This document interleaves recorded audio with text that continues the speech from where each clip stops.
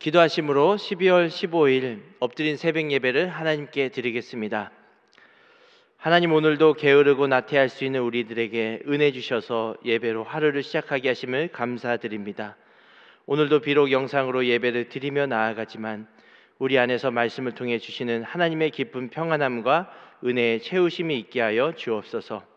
오늘도 우리에게 허락하실 말씀을 기대하며 나아가는 예배의 시간 되게 도와주시고 각자의 삶에 맞게 말씀하시는 주님의 귀한 음성을 듣는 하루 되게 하여 주옵소서.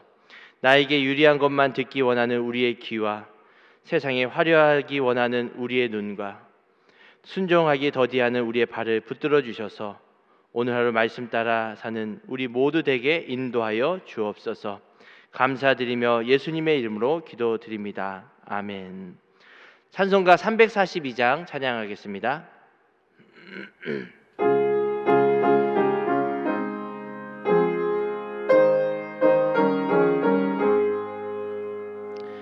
너 시험을 당해 보내지지 말고 너 용기를 다해 곧 물리치라. 너 시험을 이겨 새 힘을 얻고 주 예수를 믿어 늘 승리하라. 우리 구주의 힘과 그의 위로를 빌라. 주님 내 편에 서서 항상 도우시니 내 친구를 삼가 잘 선택하고 너 언행을 삼가 늘 조심하라. 너 열심을 다해 늘 충성하고 온 정성을 다해 주 봉사하라. 우리 구주의 힘과 그의 위로를 빌라. 주님 내 편에 서서 항상 도우시니 잘 이기는 자는 상 받으리니 너 낙심치 말고 늘 전진하라. 내 구세주 예수 힘 주시리니 주 예수를 믿어 늘 승리하라. 우리 구주의 힘과 그의 위로를 빌라. 주님 내 편에 서서 항상 도우시니. 하나님께서 오늘 우리에게 주시는 말씀은 베드로전서 2장 1절에서 10절까지 말씀입니다. 생명의 삶 98쪽 99쪽에 있습니다. 베드로전서 2장 1절에서 10절까지 말씀입니다. 하나님의 말씀 봉독해 드리겠습니다. 그러므로 모든 악독과 모든 기만과 외식과 시기와 모든 비방하는 말을 버리고 갓난아기들 같이 순전하고 신령한 젖을 사모하라. 이는 그로 말미암아 너희로 구원에 이르도록 자라게 하려 함이라. 너희가 주의 인자하심을 맛보았으면 그리하라. 사람에게는 버림바가 되었으나 하나님께서 택하심을 입은 보배로운 산돌이신 예수께 나아가 너희도 산돌같이 신령한 집으로 세워지고 예수 그리스도로 말미암아 하나님이 기쁘게 받으실 신령한 제사를 드릴 거룩한 제사장이 될지니라. 성경에 기록되었으되 보라 내가 택한 보배로운 모퉁이 돌을 시온에 두노니 그를 믿는 자는 부끄러움을 당하지 아니하리라 하였으니 그러므로 믿는 너희에게는 보배이나 믿지 아니하는 자에게는 건축자들이 버린 그 돌이 모퉁이의 머릿돌이 되고 또한 부딪히는 돌과 걸려 넘어지게 하는 바위가 되었다 하였느니라. 그들이 말씀을 순종하지 아니하므로 넘어지나니 이는 그들이 이렇게 정하신 것이라. 그러나 너희는 택하신 족속이요 왕 같은 제사장들이요 거룩한 나라요 그의 소유가 된 백성이니 이는 너희를 어두운 데서 불러내어 그의 기이한 빛에 들어가게 하신 이의 아름다운 덕을 선포하게 하려 하심이라. 너희가 전에는 백성이 아니더니 이제는 하나님의 백성이요 전에는 긍휼을 얻지 못하였더니 이제는 긍휼을 얻은 자니라. 이 말씀은 살아계신 하나님의 말씀입니다. 아멘. 오늘도 이른 새벽 예배로 하루를 시작하시는 모든 성도님들께 하나님의 깊은 은혜가 함께 하시기 바랍니다. 오늘 본문 2절에 보면 베드로는 성도들을 갓난아기에 비유하고 있습니다. 보통 고린도전서 3장이나 히브리서 5장에 보면 이 미성숙하고 연약한 성도들을 가리켜서 갓난아기, 어린아이라고 비유하곤 하는데요. 여기서 베드로전서에서 갓난아기는 그러한 미성숙하고 연약한 성도들을 가리키는 것이 아니라 너희가 갓난아이와 같이 끊임없이 젖을 사모하라, 영적인 성장을 사모하라 라고 권면하고 있습니다. 앞에 1장에서는 나그네로 흩어져서 살아가는 성도들에게 너희가 말씀으로 거듭나고 그리스도 안에서 새로운 삶을 얻은 자이다, 그러한 새로운 삶을 살아가는 자로 살아가라 라고 강조했습니다. 근데 오늘 본문 2장에서는 그러한 삶 가운데 우리가 완성된 것이 아니라 끊임없이 자라가야 한다, 끊임없이 성숙해져야 한다라는 것을 말씀해 주고 있습니다. 저는 신앙생활을 보면 이 AS라고 생각합니다. 한순간에 완성되고 완전해지는 것이 신앙생활이 아니다라는 것을 깨닫습니다.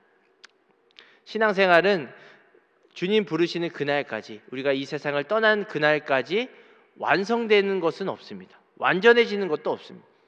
늘 우리는 하나님 앞에 성령 안에, 말씀 안에 AS를 받아간다는 것이죠. 성령을 통해서 AS를 받는 삶이 신앙생활이다라고 생각합니다. 오늘 말씀을 통해 성도된 우리들은 어떠한 믿음의 길을 걸어가며 배우며 성숙해야 하는지를 살펴보도록 하겠습니다. 먼저 1절과 2절에 보면 성도들이 버려야 하는 죄악들을 열거하고 있는데요. 너희는 갓난아기들과 같이 이 순전하고 신령한 젖을 사모하라 라고 말씀합니다. 구원에 이르도록 자라게 하는 하나님의 말씀을 항상 배우고 그러한 신령한 말씀의 젖을 사모해라 라고 말하고 있는 것입니다. 믿음의 길은 이처럼 날마다 말씀을 사모하며 배우며 고침을 받는 길을 말합니다. 다 된 것이 아니라, 다 이룬 것이 아니라 늘 우리는 하나님 앞에 연약한 자로서 아이기와 같이 이 신령한 것을 얻기를 사모해야 한다라는 것이죠. 그렇기 때문에 아마 우리 주변에 오랫동안 신앙생활을 하고 정말 삶에 깊은 연륜이 있는 분이라고 할지라도 말씀을 사모하며 하나님의 은혜를 구하며 나아가는 모습들을 본다면 그것 자체가 하나님의 은혜이고 축복인 것입니다. 나는 신앙생활 이만큼 했어라고 막 자만함을 고만하며 다른 사람을 정죄하는 모습이 그것이 신앙생활을 잘하는 것이 아니라 늘 우리는 하나님 앞에 연약함을 고백하는 것이 바로 이 신앙생활을 올바르게 걸어가고 있다라고 하는 것이죠. 만약 이러한 성령의 AS, 말씀을 통한 AS, 끊임없는 배움의 길이 없다라고 한다면 아마 성경의 바리새인들과 같이 나는 다 이룬 줄로 믿고 다른 사람의 허물과 연약함들을 지적하면서 나아가게 될 것입니다. 그러나 하나님은 그러한 삶을 우리에게 원하지 않는 것이죠. 또 특별히 이 베드로전서의 수신자들과 같이 흩어져서 살아가는 너희들이 끊임없이 이렇게 하나님의 말씀을 배우며 자라가야 한다라고 말하고 있는 것입니다. 그런데 여기서 우리가 눈여겨봐야 할 것이 있습니다. 단어가 있습니다. 그건 무엇이냐면 갓난아기들과 같이 젖을 사모하라고 하는데 그 젖 앞에 수식어가 무엇인가요? 바로 순전하고 신령한 젖이라는 것입니다. 신령한이라는 것은 이 말씀의 순수한 젖이라고, 말씀에 일치하는, 말씀에 상응하는 그러한 젖을 사모하라라고 하는 것입니다. 다시 말한다면 이 하나님의 온전한 뜻이 담긴 말씀을 사모하라라고 하는 것입니다. 세상의 가치관으로 희석되거나 묽어진 말씀이 아니라 나의 어떤 이익이나 어떤 성공을 부합되는 설교만을 듣는 것이 아니라 진짜 하나님의 마음이 온전히 담긴 말씀, 온전한 복음이 선포되는 말씀을 사모하라라는 것입니다. 다시 말한다면 우리의 삶에서 이 말씀을 듣는 양도 중요할 것입니다. 예배를 드리는 그런 빈도수도 중요하겠죠. 그러나 그러한 양과 빈도수와 못지않게 중요한 것이 무엇이냐면 이 예배를 드리는 질, 말씀의 그런 농도도 중요하다라는 것입니다. 복음의 농도가 얼마나 깊게 담겨 있느냐, 하나님의 마음과 하나님의 뜻이 얼마나 온전하게 잘 녹아져 있느냐라는 것이 중요하다라는 것입니다. 제가 예를 들면 저희 부모님은 제가 어릴 때 너무나 가난해서 이렇게 분유를 마음껏 못 먹이는 것에 정말 평생 미안함으로 이렇게 한으로 남아서 살고 계십니다.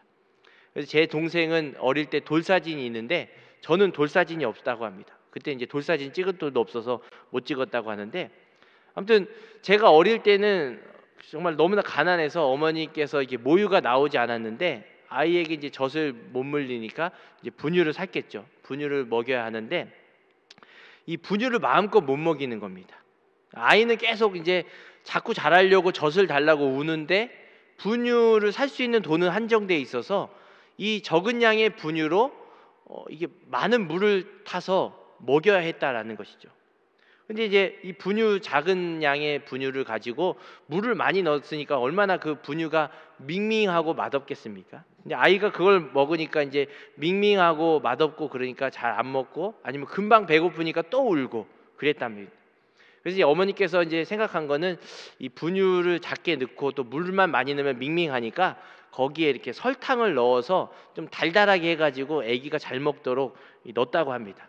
근데 그게 이제 평생 미안함이 됐던 거죠. 평생 한으로. 그리고 그것 때문인지 이제 저는 어릴 때부터 좀 약골이었습니다.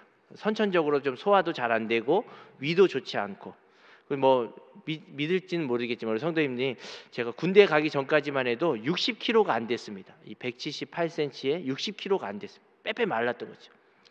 그 이유가 무엇입니까? 바로 분유는 먹긴 먹었는데 그 안에 다른 불순물이 섞여 있기 때문에 많은 양을 먹어도 제대로 자라지 않는다라는 것입니다. 마찬가지로 오늘날의 상황도 마찬가지입니다. 여러 가지 인터넷과 스마트폰이 대중화되면서 수많은 선교들이 인터넷에 올라오고 있습니다. 우리는 그냥 마음만 먹으면 TV를 통해서나 인터넷이나 뭐 스마트폰이나 수많은 설교들을 들을 수가 있다는 것이죠. 수많은 인터넷 자료들이 있습니다. 기독교 관련된. 그런데 홍수가 나면 마실 물이 적어지듯이 검증되지 않는 설교와 세속적인 자료들도 많이 섞여 있다라는 것이죠. 찬송가 가사처럼 외치는 자는 많건만은 생명수는 말랐어라라는 그러한 상황들이 오늘날과 같습니다. 특별히 코로나 시대에는 이제 현장으로 나올 수가 없습니다. 우리 성도님들이 이 교회 예배뿐만 아니라 여러 가지 설교를 들으실 텐데 더더욱 주의가 필요한 상황이라는 것이죠. 목회자가 직접 설교를 선포하고 대면하면서 성도님들이 얼마나 반응하는지를 확인할 수가 없습니다. 직접 얼굴을 보지 못하기 때문에 어떠한 신앙생활을 하고 어떠한 말씀을 지금 듣고 계시는지, 어떠한 신앙서적을 읽고 계시는지, 또 어떤 주변에 어떤 분들을 만나서 신앙의 상담을 하는지 도저히 잘 확인되지 않고 파악이 안 된다는 것이죠. 너무나 인간적인 욕심과 야망이 들어가 있는 희석된 설교, 묽은 복음, 세속적인 가치관이 첨가된 복음, 마치 분유에 설탕을 넣어서 아이에게 먹이는 것 같은 그러한 온전한 말씀이 아니라는 것이죠.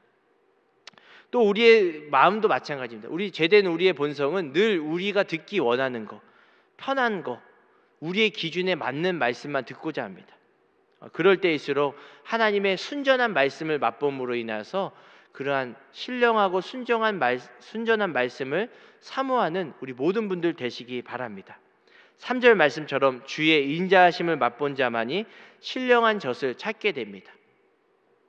나에게 이익이 되는 말씀만 골라 취하는 것이 아니라 정말로 하나님의 순수한 말씀을 듣기를 사모하며 또 그러한 은혜를 구하며 나아갈 때 우리의 신앙생활이 더욱 성숙하고 잘하게 된다라는 것이죠.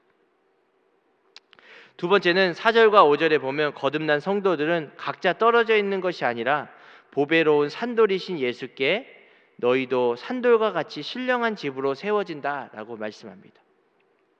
지금 베드로 사도는 예수님이 살아있는 돌, 산돌이라고 표현합니다. 그냥 돌이 아니라 살아있는 돌, 생명을 주는 돌이라고 정의하고 있는 것이죠. 모퉁이의 머릿돌이 되신 예수께서 살아있는 돌, 생명을 주는 돌이라고 정의하는 것입니다. 이 살아있는 돌이라는 것은 예수님만 살아있는 것이 아니라 그와 연결된 돌들에게 생명을 주는 돌이라는 의미를 갖고 있습니다. 여러분, 코로나로 인해서 정말로 현장에서 기운 빠지는 일이 얼마나 많습니까? 사업을 계획하고 기도로 준비하고 개업을 했는데 코로나가 터져서 마음껏 사업을 할 수가 없고 식당을 운영할 수가 없습니다. 카페를 운영할 수가 없습니다.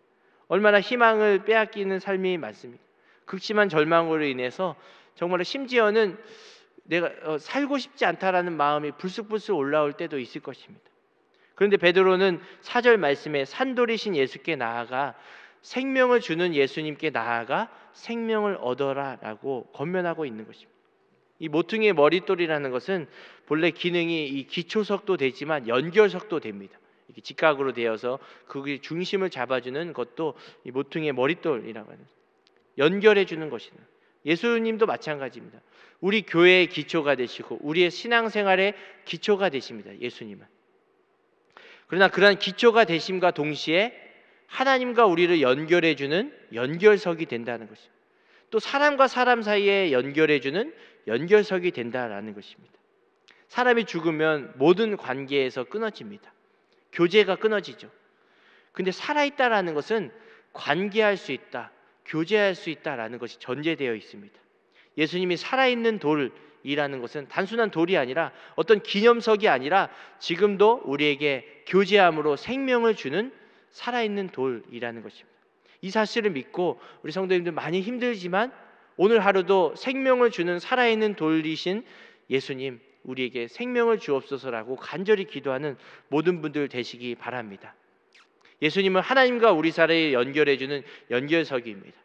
또 공동체와 공동체 사이를 연결해주는 연결석이라는 것입니다. 그렇기 때문에 예수님을 통하지 않고는 하나 될 수가 없는 것이죠.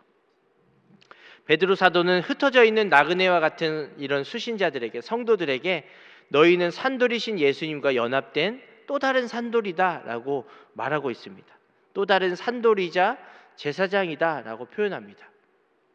그래서 우리 성도님들 만약 지금 이제 큐티책으로 묵상하거나 말씀을 듣는 분들 계시면 이 생명의 삶 98쪽의 4절 말씀을 한번 보시기 바랍니다. 생명의 삶 98쪽의 4절 말씀을 보면 산돌이신 예수께 나아오라라고 표현할 때 거기 산돌이 어떻게 표현되어 있을까요? 리빙 스톤입니다. 단수. 한 명, 유일하고 영원한 산돌이신 예수님이라고 단수로 표현되어 있습니다. 그런데 5절 말씀에 보십시오. 5절 말씀에 너희도 산돌과 같이라고 표현할 때는 그 산돌은 똑같이 한국어는 산돌이라고 표현하지만 영어는 어떻게 되어 있습니까? 리빙 스톤즈입니다. 리빙 스톤즈. 산돌들인 거죠.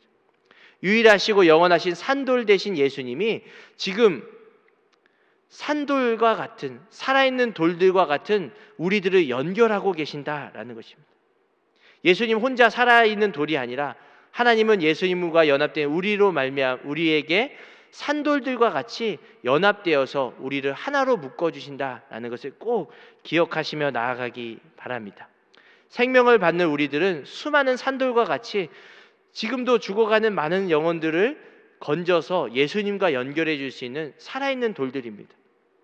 이렇게 모여서 하나를 이룬 것이 바로 교회이고 신령한 집이다. 너희가 이렇게 신령한 집으로 세워져 간다라고 말합니다. 지금 베드로전서의 그 상황은 어떻습니까? 서로 흩어져 있습니다. 멸시와 조롱을 받습니다. 한 곳으로 모이지 못합니다.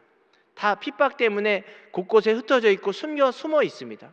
코로나로 인하여서 우리의 상황과 유사하지 않습니까? 우리도 한 곳으로 모여져 있지 않습니다. 각각이 흩어져 있습니다. 그런데 우리는 지금 이 상황에도 예수님의 산돌들이 되어서 하나로 뭉쳐고 또 한 신령한 집으로 세워져 갈 수 있다는 것이죠. 물리적으로 우리가 모여 있어서 하나 되는 것이 아니라 물리적으로 모여서 하나 될 수 없지만 각자의 자리에서 지금도 많은 성도님들 산돌들과 같이 오늘 하루를 그렇게 힘있게 살아가실 줄로 믿습니다. 그때 하나님께서는 6절에 그를 믿는 자는 부끄러움을 당하지 아니하리라 라고 말씀합니다. 이 6절 말씀의 관주를 살펴보면 이사야 28장 16절인데요. 이사야 28절 16절을 보면 세번역 성경으로 이렇게 말씀합니다. 그것을 의지하는 사람은 불안하지 않을 것이다. 공동 번역을 보면 그 돌을 의지하는 자는 마음이 흔들리지 아니하리라 라고 말씀합니다. 코로나로 인해서 우리의 삶은 수없이 불안과 염려와 근심으로 흔들리고 불안할 때가 있습니다. 그런데 하나님께서는 이 돌, 살아있는 돌 대신 예수님을 의지하는 자, 또 산돌들과 같은 우리 공동체에 서로의 약점을 나누고 기도해주는 그러한 공동체야말로 우리를 불안에서 건지고 든든케 한다라는 것을 말씀해주고 있습니다. 보배로우신 산돌 대신 예수님은 우리의 모든 눌림에서 자유케 할 수 있는 분이신 줄로 믿으시기 바랍니다. 우리의 불안을 걷어내시고 우리를 든든함으로 평안함으로 인도하는 분이 바로 예수 그리스도이십니다. 우리가 비록 흩어져 있고 각자 떨어져 있는 것 같이 보이고 서로 분리되어 있는 것 같이 보일지라도 우리를 하나로 묶는 것이 바로 예수님의 말씀입니다. 예수님입니다. 예수님을 통하여 우리는 흩어져 있지만 하나 될 수 있고 기도로 통해서 연합할 수 있고 신령한 집으로 세워져 간다라는 것인 것이죠. 오늘도 이렇게 산돌들과 같이 비록 몸은 떨어져 있지만 서로를 위해서, 약함을 위해서 기도하며 하나 되어 나아가는 그런 하나님이 기뻐하시는 교회 공동체의 모습이 되시기 바랍니다. 우리에게 생명을 주셔서 살아있는 돌이 되게 하시고 지금도 죽어가고 있는 많은 성도들, 또 지금도 내 옆에 정말로 고통 가운데 신음하고 있는 많은 이웃들, 그들에게 살아있는 생명을 전하는 산돌들과 같이 귀하게 쓰임받는 모든 분들 되시기 바랍니다. 하나님께서 우리 각자의 삶 가운데 산돌들과 같이 우리를 연합시키시고 하나 되게 하여서 하나님의 거룩한 빛을 드러내게 하실 줄로 믿습니다. 기도하겠습니다.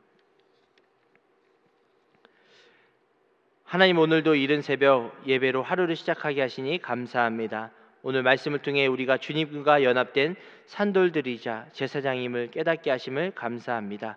하나님의 은혜로 택하여 교회를 이루게 하여 주셨는데 우리 모두 예수님의 기초석 위에 아름다운 교회 공동체를 이뤄나가는 영적인 연결석들이 되게 하여 주옵소서. 코로나로 인해 한자리에 함께 모이지 못하지만 우리의 마음은 언제나 보배로운 산돌 되시는 예수님과 연결되게 하옵소서. 또한 서로의 어려움을 놓고 각자 기도함으로 말미암아 흩어진 우리의 마음과 사랑도 하나로 모이게 인도하여 주시옵소서. 코로나와 추운 날씨로부터 우리 고은 원로 목사님과 사모님 언제나 강건함으로 지켜주시고 기도하는 데 힘을 더하여 주옵소서. 허연 담임 목사님께 지혜와 성령 충만함 주셔서 사모하는 영혼들에게 순전하고 신령한 하나님의 말씀을 전하심에 부족함 없게 능력 베풀어 주옵소서. 교회로 오지 못하고 영상으로 예배드리는 성도님들의 삶도 헤아려 주시고 은혜를 베풀어 주시고 온라인으로 정성껏 예물 드리는 귀한 손길들도 축복하여 주옵소서. 모이지 못하는 안타까운 마음과 아쉬움이 불평과 원망으로 바뀌지 않도록 성령님 우리의 마음과 감정을 붙들어 주옵소서. 기도로 아뢰며 감사와 기쁨을 얻는 삶이 되도록 주님 인도하여 주옵소서. 추운 날씨에 외부에 일하는 모든 성도님들과 군에 있는 자녀들, 해외에 있는 자녀들 안전하게 지켜주시고 몸이 아픈 성도님들 추운 날씨와 코로나로부터 안전하게 보호하여 주시옵소서. 성령께서 궁극적인 치료자 되심을 기억하며 믿고 기도하며 나아갈 때 병이 낫는 기적의 은혜가 있게 인도하여 주옵소서. 오늘도 여러 가지 기도의 제목을 가지고 각자의 자리에서 기도하는 모든 성도님들의 기도에 응답하여 주실 줄 믿으며 지금도 살아계신 예수 그리스도의 이름으로 기도드리옵나이다. 아멘. 하늘에 계신 우리 아버지의 이름을 거룩하게 하시며 아버지의 나라가 오게 하시며 아버지의 뜻이 하늘에서와 같이 땅에서도 이루어지게 하소서.